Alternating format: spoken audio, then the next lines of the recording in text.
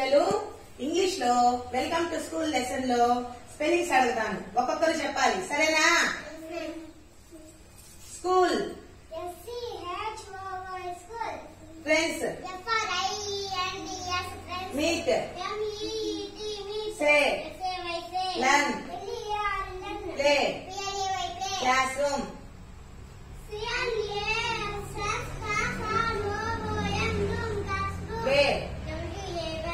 scale,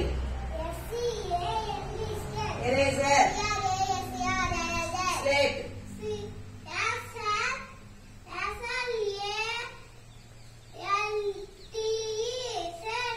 book, sharpener,